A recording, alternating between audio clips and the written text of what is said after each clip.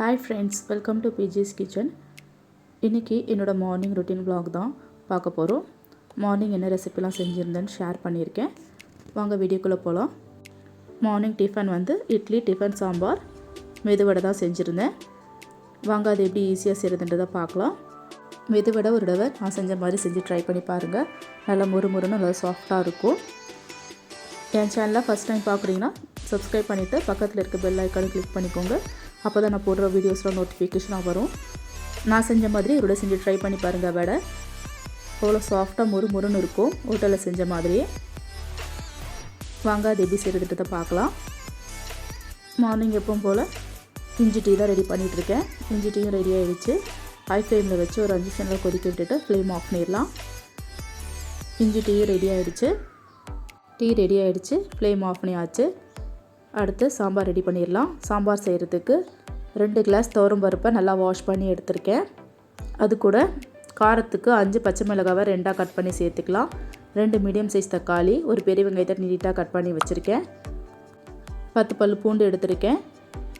பருப்பு கூட எல்லாத்தையும் சேர்த்துடலாம். வெங்காயம், தக்காளி, பச்சை மிளகாய், பூண்டு சேர்த்துட்டு கொஞ்சமாக சீரகம், வெந்தயம் சேர்த்துக்கலாம். அது கூட 1 ஸ்பூன் மஞ்சள்தூள் சேர்த்துக்கலாம். பருப்புக்கு தேவையான உப்பு சேர்த்துட்டு பருப்பு வேகிறதுக்கு தேவையான அளவு தண்ணி சேர்த்துக்கலாம். பருப்பு முங்குற அளவுக்கு தண்ணி சேர்த்துக்கோங்க. தண்ணி சேர்த்துட்டு உடனே நல்லா கலந்து விட்டுக்கிறேன். குக்கர் மூடி போட்டுட்டு 5 விசில் விட்டு எடுத்துக்கலாம். மீடியம் ஃப்ளேம் வச்சு 5 விசில் வந்துருச்சு. ப்ரெஷர் போய்ட்டு உடனே ஓப்பன் பண்ணி பார்க்கலாம். பருப்பு நல்லா வெந்துருச்சு. கரண்டி வச்சு இந்த மாதிரி நல்லா மசிச்சு எடுத்துக்கோங்க. ரெடி பண்ணி வச்சுருக்க பருப்பை ஒரு பாத்திரத்தில் மாற்றிடலாம். அது கூட கொஞ்சமாக தண்ணி சேர்த்து கலந்து சேர்த்துக்கிறேன். ஒரு லெமன் சைஸ் புளியை தண்ணி ஊற்றி ஊற வச்சுருக்கேன். வெஜிடபிள்ஸ் எல்லாம் கட் பண்ணி வச்சாச்சு. கேரட், பீன்ஸ், ஒரு பெரிய வெங்காயம், உருளைக்கிழங்கையும் கட் பண்ணி தண்ணியில் போட்டு வச்சுருக்கேன். அதே குக்கரில் தாளிச்சிடலாம். 2 ஸ்பூன் எண்ணெய் சேர்த்துட்டு எண்ணெய் நல்லா காஞ்சிட்டதுக்கப்புறம் 1 ஸ்பூன் கடுகு சேர்த்துக்கிறேன். கடுகு கூட கொஞ்சமாக பெருங்காயத்தூள் சேர்த்துக்கலாம். கடுகு நல்லா பொரிஞ்சிட்டதுக்கப்புறம் கட் பண்ணி வச்சுருக்க ஒரு பெரிய வெங்காயத்தை சேர்த்துக்கலாம். வெங்காயத்தை இந்த மாதிரி நீட்டாக கட் பண்ணி சேர்த்துக்கோங்க. அது கூட கொஞ்சமாக கருவேப்பிலை சேர்த்துட்டு வெங்காயம் நல்லா பொன்னிறம் வர வரைக்கும் வதக்கிக்கலாம். மீடியம் ஃப்ளேமில் வச்சு வதக்கிக்கோங்க. வெங்காயம் நல்லா வதங்கிட்டதுக்கப்புறம் கட் பண்ணி வச்சுருக்க காய்கறி எல்லாம் சேர்த்துக்கலாம்.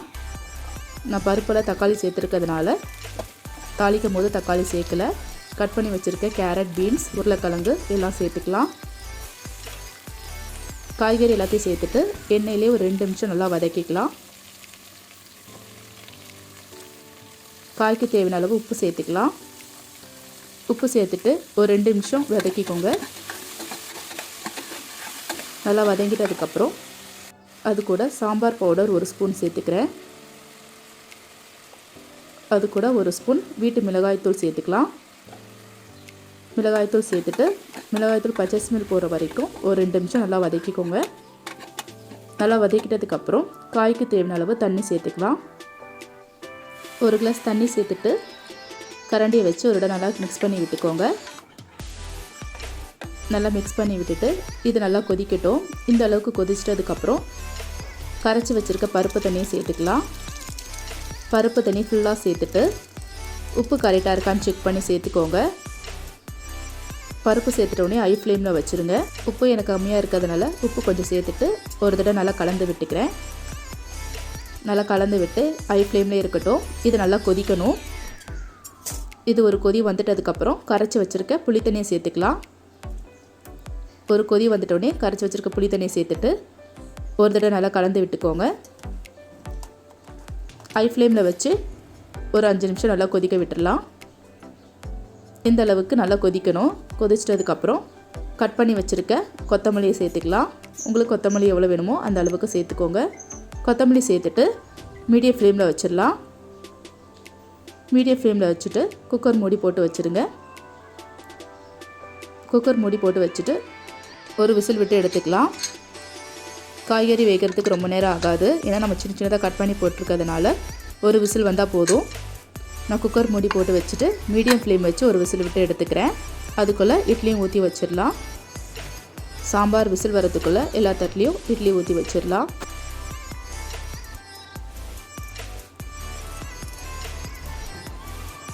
இப்போ லீவ் டைம்ன்றனால எல்லா வேலைகளும் கொஞ்சம் பொறுமையாக தான் செஞ்சிட்ருக்கோம்.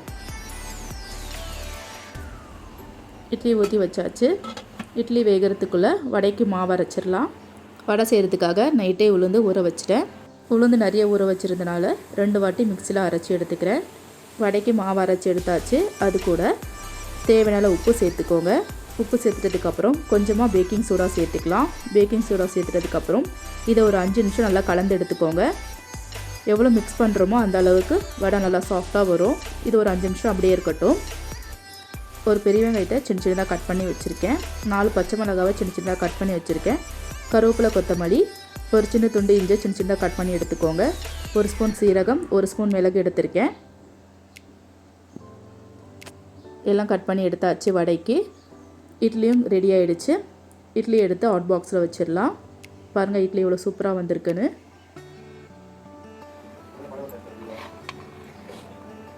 இட்லி தட்டில் மாவு ஒட்டாமல் சூப்பராக வந்திருந்தது. பாருங்கள் எவ்வளோ சூப்பராக எடுக்கிறதுக்கு ஈஸியாக இருக்குன்னு. இட்லி ரெடி ஆகிடுச்சு. சாம்பாரும் ரெடி ஆகிடுச்சு. நெக்ஸ்ட்டு வடையும் ரெடி பண்ணிடலாம். 5 நிமிஷம் ஆகிட்டதுக்கப்புறம் கட் பண்ணி வச்சுருக்க கருவேப்பிலை, கொத்தமல்லி, வெங்காயம், பச்சை மிளகாய், இஞ்சி எல்லாம் சேர்த்துடலாம். அது கூடவே மிளகு, சீரகம் சேர்த்துக்கோங்க.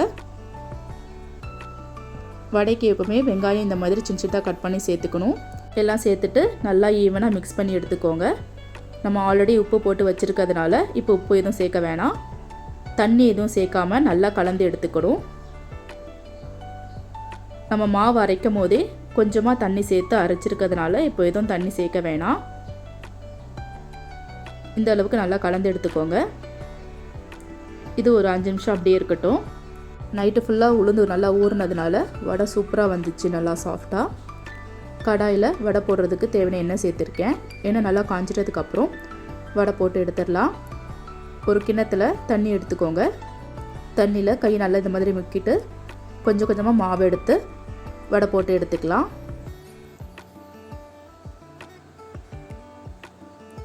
உங்களுக்கு தேவையான சைஸில் நான் சின்ன சின்னதாக வடை தட்டி போட்டு எடுத்துக்கிறேன். எப்போவுமே மெது வடை செய்யும் போது பார்த்து பொறுமையாக செய்யணும்.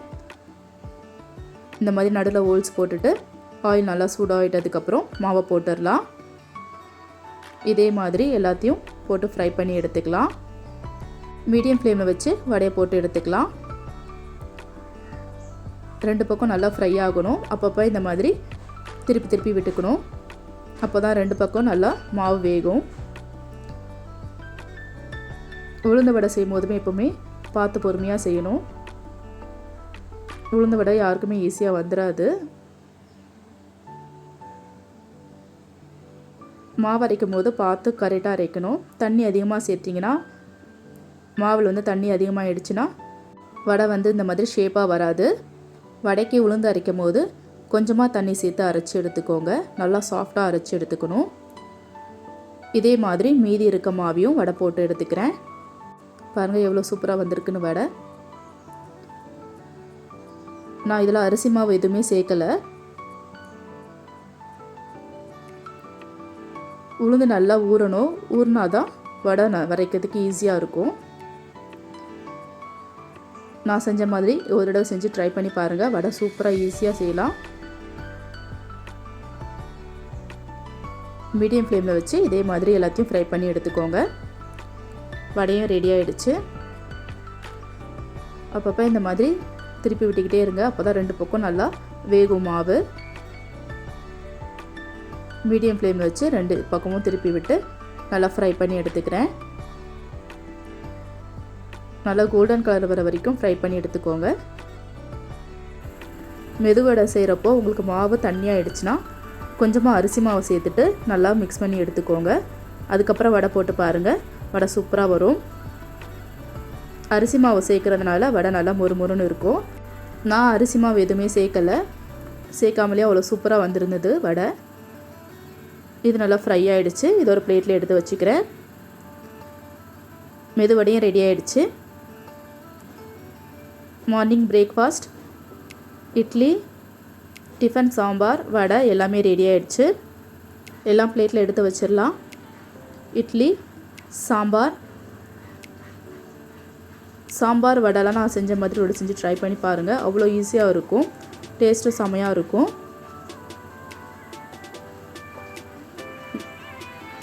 நெக்ஸ்ட் வடை எடுத்து வச்சிடலாம். என்னோட Thursday மார்னிங் ரொட்டீன் vlog பிடிச்சிருக்கும் நம்புகிறேன். இந்த வீடியோ பிடிச்சிருந்தா என் சேனல் லைக் பண்ணுங்கள், ஷேர் பண்ணுங்கள், கமெண்ட் பண்ணுங்கள். மறக்காமல் பிஜிஸ் கிச்சனை சப்ஸ்கிரைப் பண்ணிவிட்டு பக்கத்தில் இருக்க பெல் ஐக்கானை கிளிக் பண்ணிக்கோங்க. தேங்க்ஸ் ஃபார் வாட்சிங்.